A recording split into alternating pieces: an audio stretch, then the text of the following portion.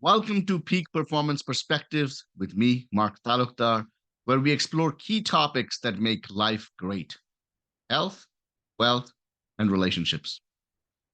Have you ever wondered why you keep hitting the same roadblock no matter how hard you try?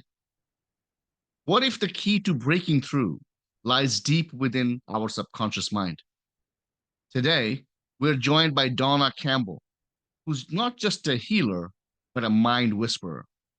In today's episode, we explore topics like: how does your subconscious mind shape your reality? What role does energy, vibration, and frequency play in our emotional responses? And most importantly, how can you reframe your past experiences to propel yourself forward with unshakable confidence? Join us to learn how to turn life's challenges into opportunities for growth and abundance. This is an episode you don't want to miss.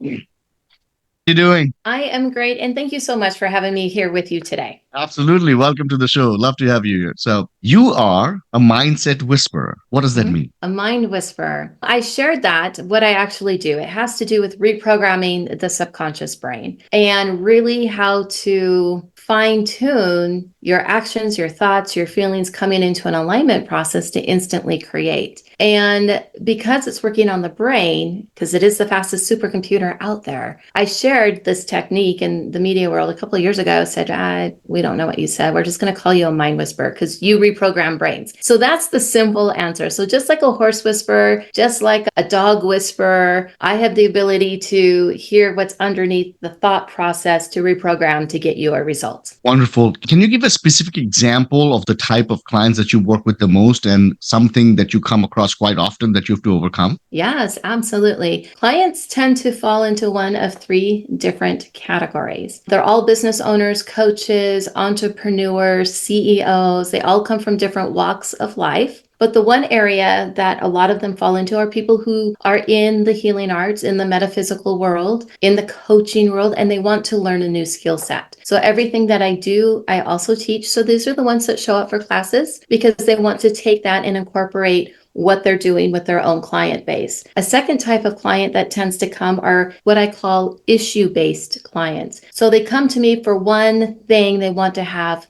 better. A commonality is, I want more money. Why? Because of a lifestyle. And you describe a lifestyle that you want. And then eventually they go, oh, is that why I have this problem with my stomach? You're like, yes, because it's all interconnected. But it's issue-based. It's only one or two things. So I might work with them very short term to get the immediate results. But then the third area that I work in is more in a custom VIP sense. And these are the clients that want to really go the extra mile, work with you for an entire year. Part of it is training. Part of it is private consultation and making those changes to really grow and magnify everything that they're doing to get high-end results. An example of that would be somebody who is in the celebrity world or that is starting to emerge into the celebrity world and want to go from like a B-listed celebrity to an A-listed celebrity and have those opportunities. So there's different things that you can do energetically to make changes, not within them, but in the energy world to facilitate that so they get that result that they're looking for. So, how does this work? The idea of working with the subconscious, reprogramming it to be able to get peak performance, high performance, achieve certain things that has evaded our lives all our lives. It sounds fascinating. But what is the underlying process of all of this? For me, it's a little bit different than what most people say. In the underlying process, it always comes down to energy, vibration, and frequency. And we can go into quantum physics for this. But we're taught, athletes will sit down and they will spend time in meditation and visualize what they want their outcome to be. And eventually that will become their outcome. That's part of the process, but I don't have my clients actually visualize. What I do is I go through a clearing method. So if you came to me, Mark, and said, hey, I want to change and I want to have more abundance and I want to take my business to the next level and scale. Okay, awesome. So we would uncover what the emotional frequency is by scaling it and what that would really look like. What would that feel like? And what is the emotional response in the body? But I also want to know, what does it feel like not having it in this moment? And generally, you're going to describe something to me that is more stressful or worry or pressure, or I just can't break through that glass ceiling. And then we'll uncover the emotional state, the feeling that was in there. Now, once we uncover the feeling, What we're going to do is we're going to figure out where it's at in the body, because you're going to know, because there's a cellular memory. And from that cellular memory, all of our patterns, all of our beliefs, everything stems from childhood, from when it first started, usually between the ages of 0 and 9. So we go back to the earliest memory you possibly have of when you felt that emotion, and we understand the context of what happened. And then from there, we can actually reprogram the subconscious brain, because in every moment, every frequency exists.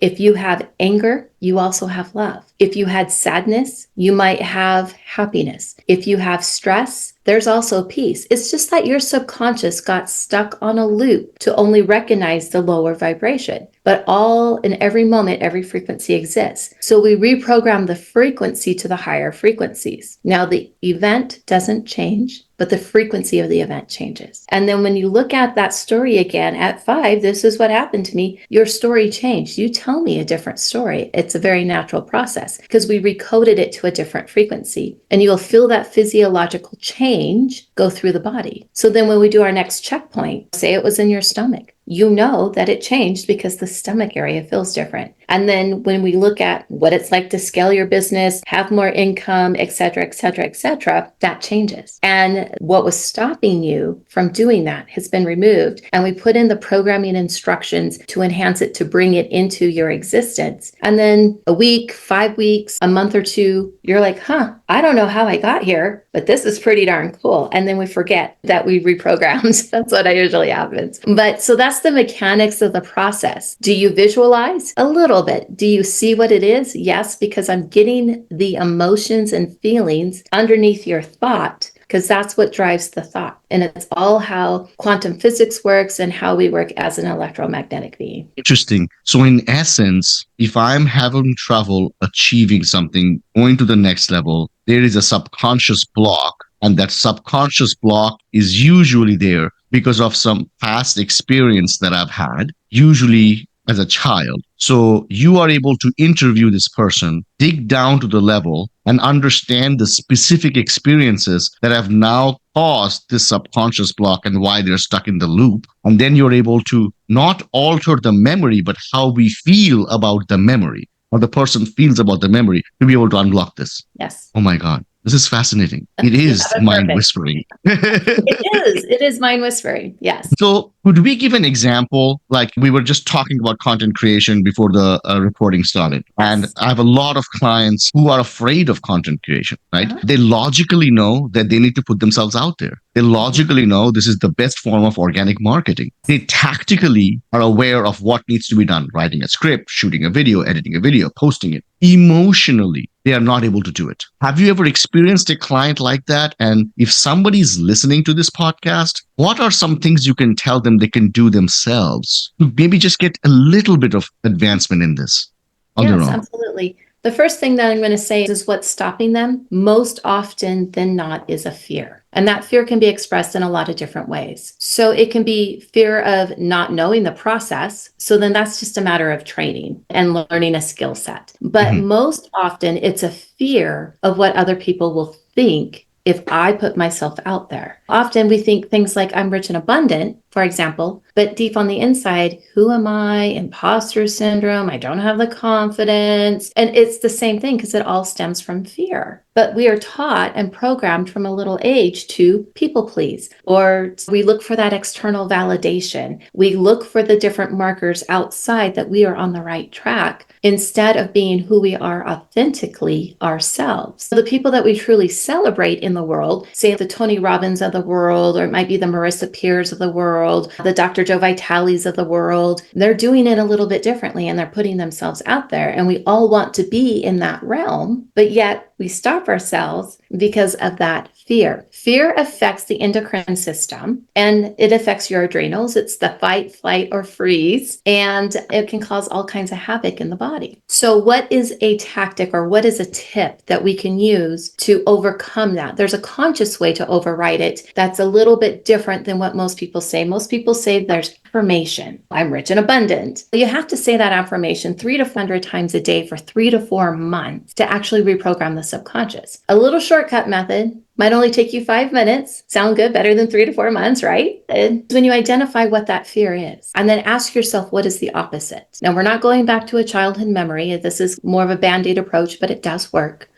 The opposite of that fear. What do you really want to feel? I want to feel celebrated. So what you're going to do is you're going to breathe for 3 to 5 minutes. And when you breathe in, you're going to breathe in oxygen, all the good things the body needs, and you're going to breathe in celebration. And when you breathe out, you're going to breathe out toxins, all the things the body doesn't need, and you're going to breathe out the fear. So for 3 to 5 minutes, set a timer on your phone, breathe in celebration, breathe out fear. And because you're mentally thinking the word with the breath, you've given your brain something to do. So it'll put you into a deeper state of meditation. It'll alter the brainwave patterns, and you'll go into an alpha, maybe an alpha theta brainwave. And when the timer goes off, you might have an energy of no thought. But what you're going to start to feel and experience is a physiological change in the body. And when you go back to work, you have more focus, you have more clarity, you have more balance. And then you're like, maybe I will try recording something. Maybe I will attempt to do an edit. Maybe I will do a 45-second content video YouTube short and see what happens. But I think the biggest thing with content creation and putting yourself out there is the fear of other people's reactions instead of just doing it for yourself. Absolutely. Absolutely. It is every single time I talk to a client or a prospect who's struggling with this, it is 100% fear of what are others are going to think of me, or fear that, oh, now people are really going to find out I know nothing, which is like the ultimate form of imposter syndrome, right? It didn't matter that I have 12 degrees and 35 years of doing this, but I truly don't know anything. And this, it's interesting, and I find it so fascinating that you said it, because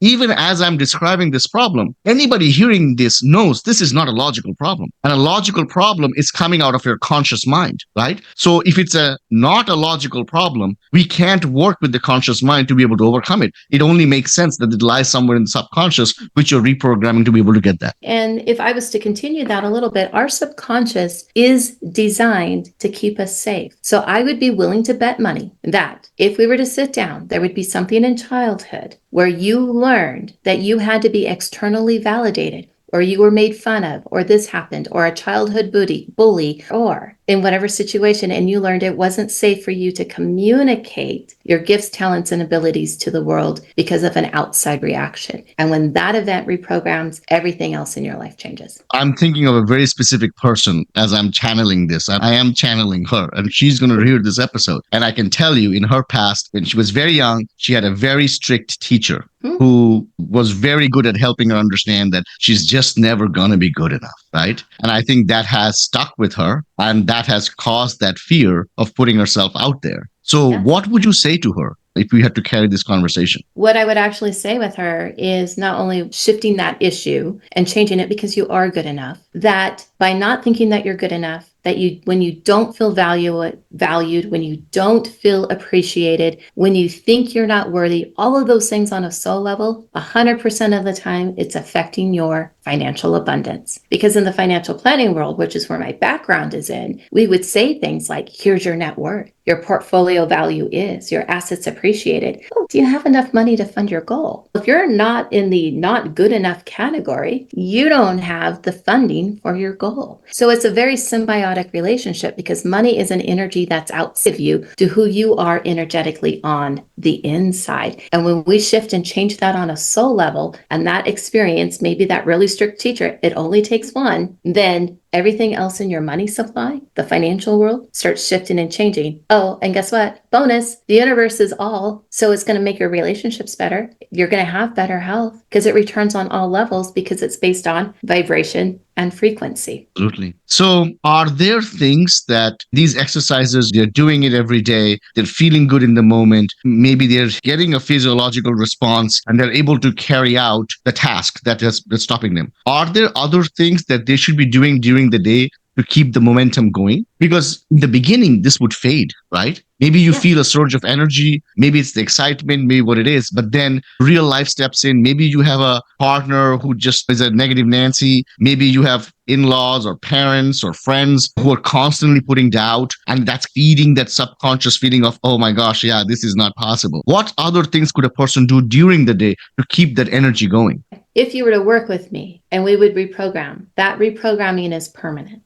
So it's not like you have to do anything throughout the day. It happens naturally because we're resonating here at one level, say self-doubt. And then when we change it on a frequency level, you're up here in confidence. Sometimes we might go down to self-doubt for a different issue, but most of the time we're up here in confidence. So this self-doubt just doesn't creep back in. So you don't technically have to do anything. The other thing that happens when you permanently reprogram something, the people in your life may shift or change. So if you're in that partnership, that partner is either going to shift and change upward with you because you're sharing in DNA, you're sharing in energy space, or sometimes they shift out and somebody else new comes in. Now that's a little scary if you're in a married relationship, that sort of thing. Most of the time they shift up with you, 90% of the time, unless it's like in a case of abuse or something like that where you really should probably not be involved in that. Parents, things like that, your friends might shift and change in that. Now, if you're doing the conscious, I feel stress and now I want to have peace type of moment with that breathing exercise I shared, what you can do to keep that energy going, to keep your vibration up until you do permanent reprogramming is, I would say, set a timer on your phone for 2 hours and 17 minutes from the time that you're at now. So it goes off at some random time. And when that timer goes off, what you're going to do is you are going to turn off the timer, but stop and assess how you feel. Because creating awareness is the very first step. It's discovering what you're feeling. Most of us are not tuned into our feelings or what's happening on the inside. We just go on about our day because we are programmed to keep working, action, putting out masculine energy. And this is stopping and taking a moment to assess how you truly feel. So we're going to discover, then we're going to identify what the feeling or emotion is. So when you say, oh, I'm stuck. No, the feeling and emotion is stuck. Oh, I'm okay. What does okay feel like? Oh, I'm good. Feeling good feels different to you than it feels to me. So if I had to feel good, what would that be? So you're going to identify the emotion and make sure it's a feeling or emotion. The third thing we're going to do is release it, and then we're going to transform it. So when you release it, say it's the energy of stress and chaos, ask yourself the opposite. Peace is probably what the opposite of that is. And then you're going to do that breathing exercise that I mentioned earlier and just follow through. And then when you're done, you're going to reset your timer for another 2 hours and 17 minutes from the time that you're in when you finish, and it'll go off again. But what you're doing is you're creating an environment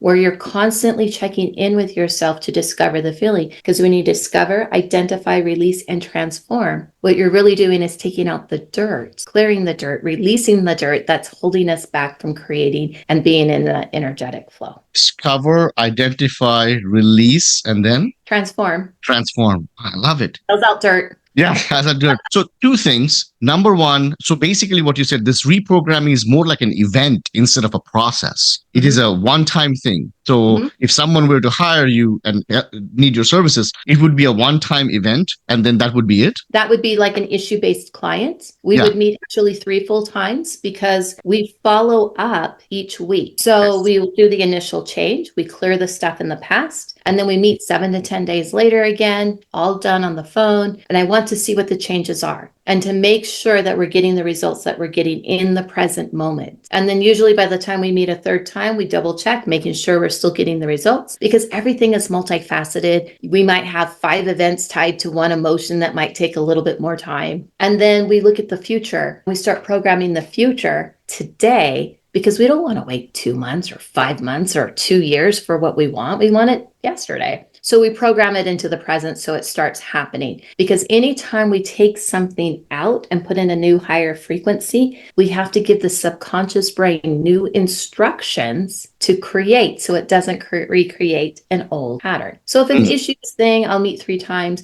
What I love doing with my clients, of course, is meeting with them weekly, doing private intensives and all of that, and working with them throughout the year because of the return that you get from the investment greatly magnifies the more you do it. So the clients that have worked with me throughout the years, they're getting 45 to 48% ROI on their investment with me and their income increasing versus somebody who might only get a couple percentages. So how did you get into all of this? Because you said in your previous life, you were working in the financial world. What caused you to get into all of this? So I was a financial advisor and managing principal of an investment firm. And at that time, I was responsible for $500 million of other people's money. So $500 million. And actually, that was a lot of money back in the 90s, early 2000s, honestly. What happened for me was there was a lot of stress, a lot of worry, a lot of pressure. I had 4 offices in 3 states, and I was responsible for a lot. I was married for a few years. I had my first child. And a period of time I went through, I wasn't able to digest food. And I spent 2 years with Western medicine to uncover what was wrong with me. And every week I had, please come back. I spent 35 out of 40 days in the ER in the hospital, still working my job, because if I didn't sign the orders, nobody got paid. And then if I did sign the orders and a client complained, it was my signature. So I was the one responsible for the trade, not the firm. So that's a lot of stress to have on somebody. So when that surfaced, I changed to natural medicine. I found a person who did energy healing, who was a naturopathic doctor, and my stomach lining started repairing. But she said in Chinese medicine, this is the introduction that I had to beliefs and energy. Because I couldn't digest food on the inside, there was something in the outside of my life that I couldn't digest. And she said, don't go looking for it. It'll surface naturally. 3 months later, it did. And I learned of the infidelity of my marriage. And because my husband at the time was unfaithful, I left the marriage with my 2 small children, and then started looking at myself, starting assessing myself, because I had what was common in all of those situations. And so I moved to an ashram. It was a spiritual living community. And I spent a year sabbatical. And this was a year or 2 later. I was dating this one person. They moved out with me. They attempted to take my life through.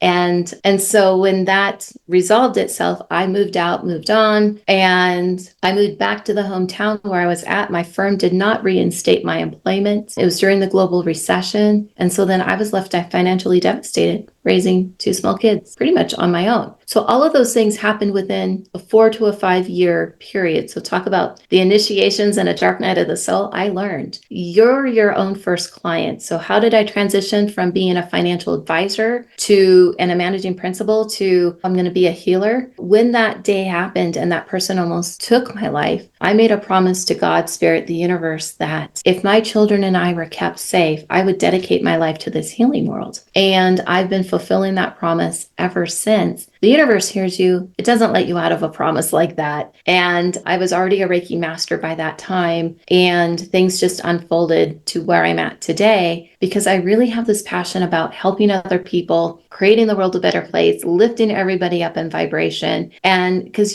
we are truly designed to live the life of abundance and of prosperity, and in the way you choose to live it. So that's a little bit about the pathway there. I was my own first client. I had to do and work on all 3 of those areas: my own health, my own relationships, my own financial situation. So you have firsthand experience and you can completely relate when you're working with someone. My gosh, every step of that story, I thought this is bad. And then something else worse. came along. And then I was like, the last one, it makes sense, because when I sit here and when I talk to you and when I look at you in the eye, you have a level of strength, you have a level of calmness, you have an energy that just cannot be attained by reading a book or 2. You are a person who has lived a life. And what you're teaching isn't just about business. It is truly about changing lives. And that is apparent not only through the way you carry yourself and you present your information, because I do this all the time. I talk to people all the time who are coaches and masters. The way you present the information shows passion. And now I truly understand where it's coming from. The promise that you made to the universe as a mother of 2 little kids, that if I can be safe and my children can be safe, I will dedicate the rest of my life to spreading this information. I have goosebumps. Gave me goosebumps. And it's pretty hot in Texas right now. Find clients who are getting in their own way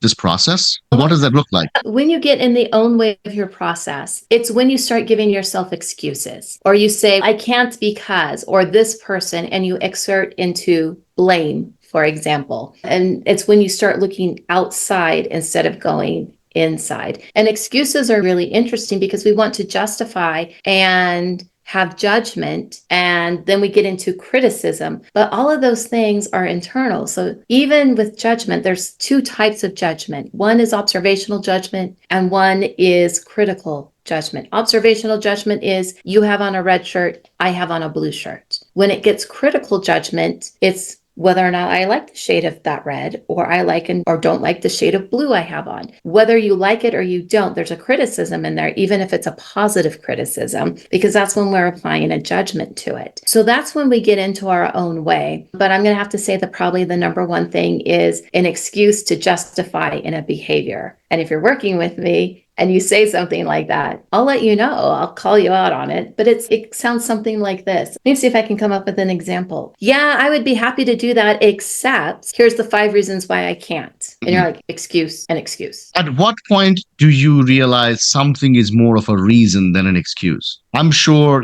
there are so many people that you probably work with who have deep traumas, especially when you're going back to the childhood age. Some people have had things done to them that they really didn't deserve.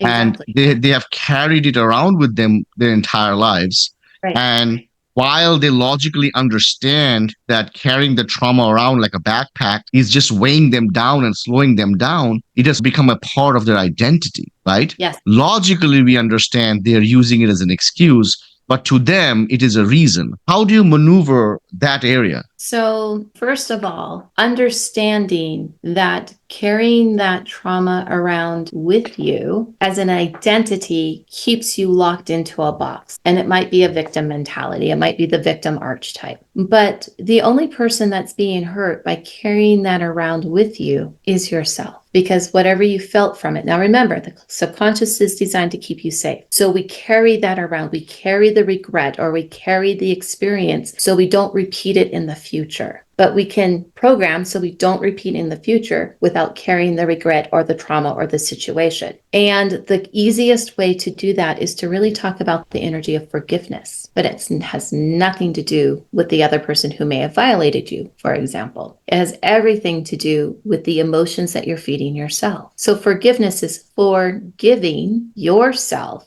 a pure unconditional love energy and releasing the energy that you feel with the trauma, such as anger or betrayal or loneliness. Because when you feel those things, you're feeding yourself that emotion internally, and that's what's causing the physical part of the body. And then that's what's stopping you from creating all the other things that you want to create. But when you go into that energy of self-forgiveness, because you didn't do anything wrong, you can restore yourself back to a purity, back to an innocence, back to that childlike awe and wonder. And you get to move forward with your life because you don't need the trauma anymore. You don't need to keep reliving it. You get to move forward in a safe environment, in a higher vibration. And the more you increase your vibration and frequency, the more safe and protected you are. And you don't attract situations to you that may harm you or repeat, because your energy is always attracting back to you the frequency that you're in. And if you're in those lower frequencies, or a victim frequency, because you think you're going to stay safe, you're going to attract more of that. But if we change it to a higher frequency and we're safe, we're protected, we're loved, we're in awe, you're going to attract those things to you, not the person that's going to come over and harm you. Almost like the energy you're putting out is just attracting more of that. So you're putting out more victim energy, you're attracting more of that. I know it's a very personal thing,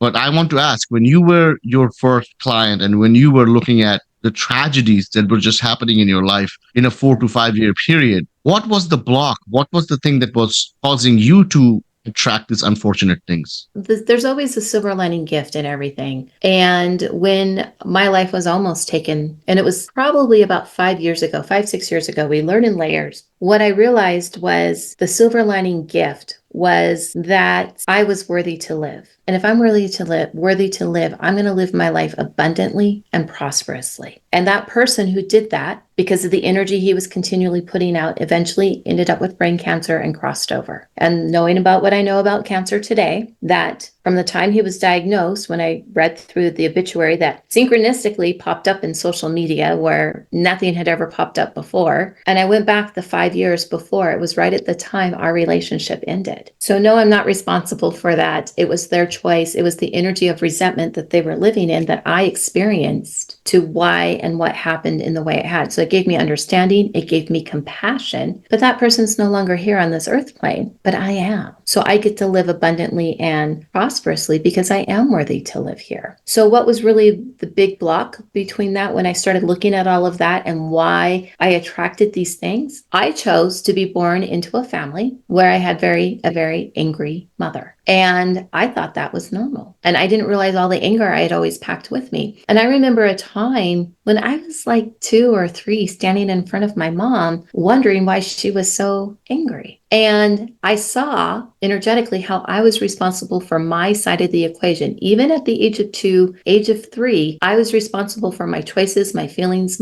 although I didn't, we say we don't know. We do on a subconscious level. We know before we come here. And I saw all of that and saw how I grew up, and I felt the energy of forgiveness coming in, not only for myself, but also for my mom. And from that point forward, because we were like oil and water, I had complete forgiveness. There was no energy holding over to me. And I asked myself, why did I have to live in this way, have all of these experiences, all of these things in this way? And I heard intuitively that I signed up for the life that I signed up. So I didn't have to come back for the next 5 or 6 lifetimes to experience all of that. I chose a fast track. And now that I'm here, I can do it differently. And I resolved a lot of karma. And so you have to believe in an energy that is greater than you, that you're an eternal soul and an eternal being. You're just here in this lifetime in this physical body. And once I had that understanding, everything in my life started to shift and change because I saw how I was responsible for my own creations and that I had a part in every single thing. And even though somebody may have responded in a certain way, I chose how I wanted to feel. I chose how I wanted to respond back, even if it was a subconscious response to how we were taught. So there's 4 areas where we hold our beliefs and our energies. One is our direct experiences, our day-to-day life from the moment that we're born to the moment we're in now. The second area is on a genetic DNA level, because our DNA comes with our blueprint instruction manual handed down from generation to generation. So things that you're playing out in this lifetime might have been from a family member who learned a lesson. And that's the whole study of epigenetics. The third area is what I call the history or the social conditioning, our media, our newspapers, all of the noise around us, the music we listen to, the TV shows we watch, that all conditions us to believe and act and respond in a certain way. And then the last level is on the soul level. So what was stopping me? Things on a soul level. This is the dream time or the life in between lives, or you as an energy frequency without a physical body. Wow. The idea of, and correct me if I'm not saying it right or I didn't understand, the idea of accepting responsibility for certain things seems to be the most empowering thing in this process. Would you agree? Yes, because once you know that you have the responsibility and you chose to react or respond in a certain way, you were then empowered to change it or make it better. So that is amazing, awesome, and it's like how I live my life. But I also know people who are on the other side of the spectrum in terms of they have trouble with things like they feel like everything is their mistake. Perhaps they had some parents or teacher or some way they were brought up.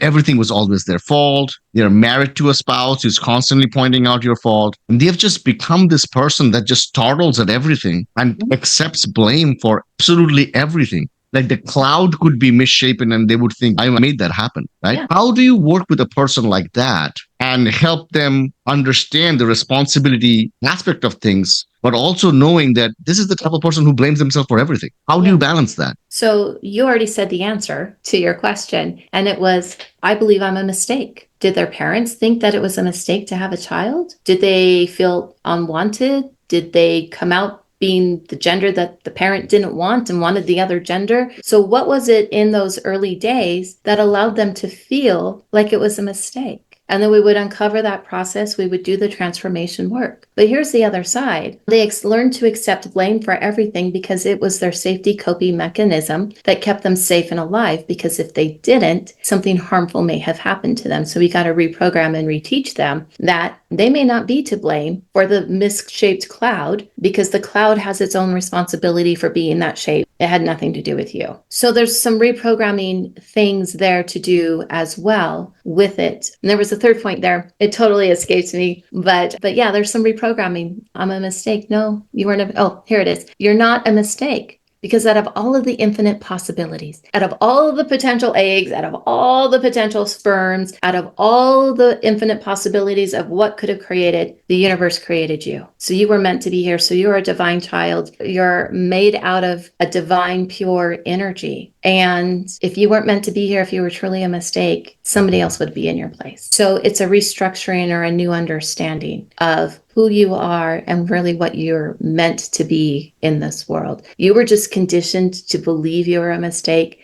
And what I would do is I would undo that and recondition you to empower you, for you to know that you are a divine child of this universe and you have great things to do. But that belief serves them. So once they learn what that silver lining gift is, they can use it to empower and be of service to the rest of the people in the world. Yeah, this idea, it's very interesting. And I never thought about it this way. Whatever belief systems we are holding on to, as ugly as they may be, they are serving us in certain manner. So understanding, saying that I am this way because of a certain experience, I think it's amazing that you just pointed out, yeah, certain things happened in the past, but we're holding on to them because it's serving us a certain way. And perhaps reframing that, having them look at a different way, and then reprogramming the mind, the subconscious, to be able to let go of that. Because they're holding on to it because they think that if they let go of it, something will be lost. But I guess in a way, you're showing that something will be gained. Lots to be gained. Lots to be gained. Amazing. If I am listening to this and I'm like, oh, wow, the online is amazing, I wish there's something else I could do on my own. I know you showed the breath work exercise. Are there any questions that I should be thinking about? Maybe we could role play. Maybe I could be a person that's counseling with you, so that the listeners can understand how the process works like, because I'm sure they want to know a little bit more about how this actually works. Yeah, absolutely. We can give them an experience. And what I'm going to say here is, when we get to a couple of your answers,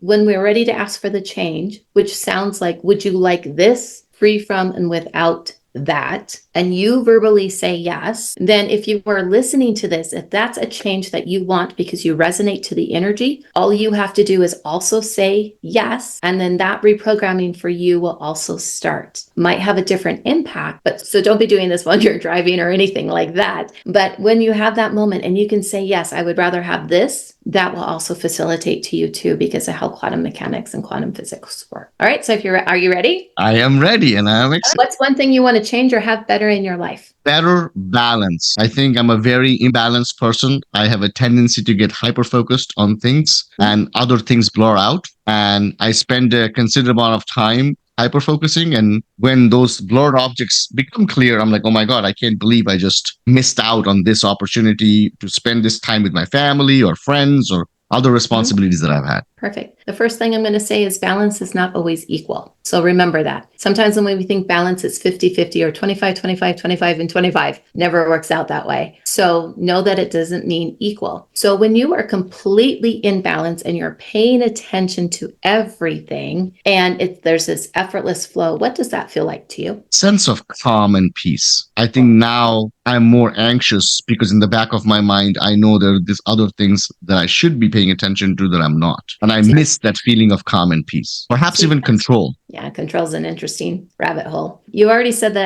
part of the answer to the next question. What does it feel like when you're not in balance? And you said anxious. So what does anxiousness feel like to you? It's like this neck pain that is always there. It's not painful enough for you to do something about it, but the pain is always there, lingering. It's just that annoying little pain. It makes you feel uneasy. It doesn't make you, You are like one question ahead every single time. So anxiousness, the location is in the neck. Oh. As pain, because that's the next question. Where do you feel the anxiousness at the body? It's in the neck shoulder area for you. When was the first time you remember feeling that anxiousness, that neck pain, the burden, the heaviness on top of everything? The first time you can remember, might have been really little. Go back to childhood and tell me the first time you remember feeling that sensation. If I'm comparing this level of stress and anxiety, I think it was when I was 18 when I came to the US. Before that, I had stress and anxiety, but nothing like this. It's just magnified because it hasn't been addressed yet. So before 18, when did you remember feeling the stress and anxiety? Right before that would be probably in the 5th grade. The education system I was going through, when you go from the 5th grade to 6th grade, you get separated into science, commerce, and arts. And I always wanted to be in the sciences. sciences, and your grades dictate what you end up in. You don't have a choice to choose. So there was a lot of stress that, am I good enough? Am I going to be able to get in? What's going to happen if I don't get in? Fifth grade. I think before 18, this was the one. Yeah. Okay. So in fifth grade, you were what, 9, 10? So we're back into the early ages of childhood, which is where we want to be. So you wanted to be in the sciences. Where were you? I did end up in the sciences. You did? There was a lot of stress around Yes. that. Yes. So describe the process that you went through in fifth grade trying to make it into the sciences. Hyper focus, just studying as much as I could, being the best I could, absorbing as much as I could, taking a lot of mock exams, just whatever was the criteria to get in, mastering the criteria because I had to get in. And what But drove then you? also, what was that? Sorry. Oh, go ahead. Oh, but then also a lot of hope and prayer because you're like, is it going to happen? So again, the doubt. lack of control. And then there was doubt, the what ifs in there. So when was the time before fifth grade that you doubted yourself? Before the fifth grade, when I doubted myself, I don't remember. Doubts did- like this. If you did remember, what story would you tell me? Because the doubt is what's underneath the stress and anxiety. That's the subconscious energy. I was born out of an interracial marriage. And when I was born, my parents had fallen in love. They ran away, and both sides of the family kicked them out, right? Because I was born out of an interracial marriage, especially in the very beginning years, my mother had to feel a lot of scorn and sarcasm. And I was looked at like a product that shouldn't exist. My mother almost had humongous hopes and dreams for me, like the day I was born, because I was like, we'll show them kind of thing. So perhaps if we are going there, then there was always the lingering stress of, is there something wrong with me? Because I was too young to know what are people talking about. Am I going to make it? Am I not going to make it? What does it even mean to make it? Am I dumb because I'm born of an interracial marriage? So here's two things. One, you had direct experiences of this pattern being created, but the pattern you were born into because that was the pattern your mom was in. So then there's the genetics stepping in, being passed down. So some of it's not even yours, but it was the pattern you were given to live out. So instead, there's other things we could be doing that's not part of the context of this conversation of how to reprogram. That's more in the healing work of things that we can do to take out the generational patterns and things like that. But just to demonstrate the reprogramming side of it, knowing that the pattern was handed down to you, you're learning something from that. So what do you think you needed being born with interracial parents? Not the self-doubt, not the stress, not am I good enough? Am I a product that shouldn't be here? What did you really need for you to experience? When I was young, I think the feeling of being accepted. I exist and therefore I exist. So what does acceptance feel like? At that age, I guess acceptance would feel like feeling normal, like everybody else. And if you felt like everybody else, what do you think that would give you? Just a feeling of normalcy. I didn't grow up with grandparents. After a while, my mother's mother, my grandmother, would hide from her husband and meet my mom at a coffee shop. And I was very little. And I used to think grandma lives in a coffee shop because that's where we go to see grandma. And then I would go to school and everybody would be talking about their grandparents and doing this and doing that. I never had those experiences. And it was layers and layers of growing up that I realized, oh, okay, in connecting the dots is to realizing that, oh, okay, this is the reason. So I guess to answer your question of being accepted or feeling accepted would mean just feeling normalcy, like being able to be part of conversations that I understood. I didn't understand what the other kids were saying when they said they went to grandparents and did XYZ. I don't know what that means. So if you had the feeling of normalcy, the growing up with the grandparents, everything looked like everybody else, close your eyes for a second. What does that really feel like to you? You're accepted. You have this great, big, huge, grand family. Feeling of happiness. And what do you do when you're happy? What do I do when I'm happy? Yeah. I carry a specific energy around me. When I'm happy, I don't know, I'm bright and everybody else around me is very happy. Okay. All right. Go ahead and open your eyes. Here's the other underlying undercurrent. Underneath the doubt, because of the culture and the family that you grew up in, and grandma was sneaking to see you at a coffee shop, there's an energy, an underlying energy of the family was ashamed because you weren't full blood, you were born of an interracial marriage. But so that's also an energy there that needs to shift and change as well, because you've carried that piece. It's not yours, but it was coded in you because of how you grew up. So would you like to know what it feels like to be accepted and energetically right with happiness, free from and without feeling ashamed, having self doubt, or anxious stress. Yes? Yes. Yeah. I'm watching this transition for you. Go ahead and take a big breath in through your nose, out through your mouth. Go ahead and take one more big breath. And then what we do is we go back to a couple of those checkpoints. There's more work to be done, more layers. Usually doing this type of work, I'm an hour and a half to 2 hours because there's multiple layers and multiple things that we're looking at here. But for the basic, we're bringing in the energy of the happiness, that bright energy, because we're accepted in all areas of our life, and everything that was less than, we just don't need it anymore. It's not ours. And when you go back to your childhood, 5th grade, what does that look like and feel like to you now?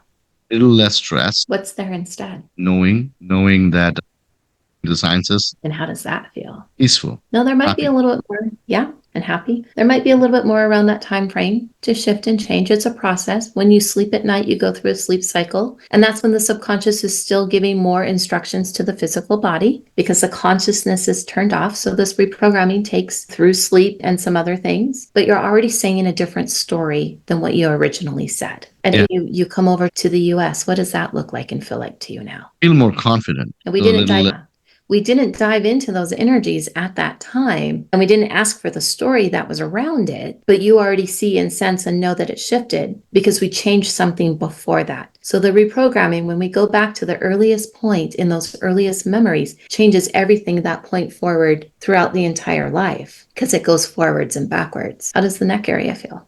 I forgot about the neck area. You just brought it up.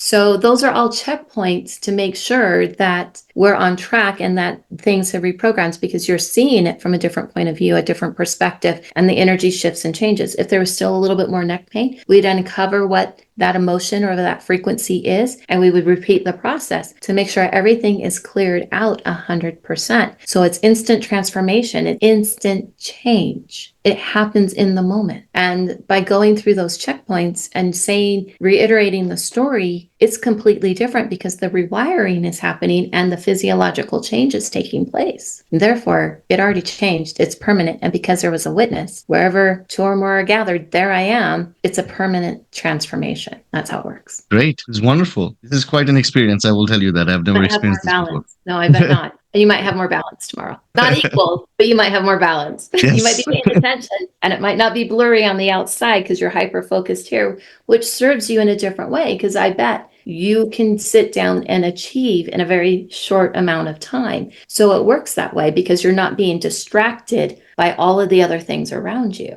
And you're beating yourself up because you're not distracted by this over here when you think you should be paying attention. But set a timer, stop, check yourself. And instead of you asking yourself what the emotions and feelings are on the inside, check your surroundings to see if there's something you need to pay attention to. That will create that internal, external balance for you. No, I need it, especially tonight because tomorrow I'm going to Ireland to shoot a television show. And it's 7:40 p.m. And just to talk about balance, I have no idea what time my flight is. I have not packed up, not any of that. I will sit on the plane. Yeah, my wife knocked on the door a little bit ago and she was like, how are you not stressed about this? I am stressed for you. I will be stressed after I'm done with my last call. Then I'll worry about it. You just changed it. There's no more stress. There you go. I do feel good right now. So now, Dawna, I talk to a lot of people. I meet a lot of people. I'm lucky to be in a role, in a job, in a business, in a capacity that brings me close to talented individuals who have dedicated their lives to a craft. But I must say that you are very special.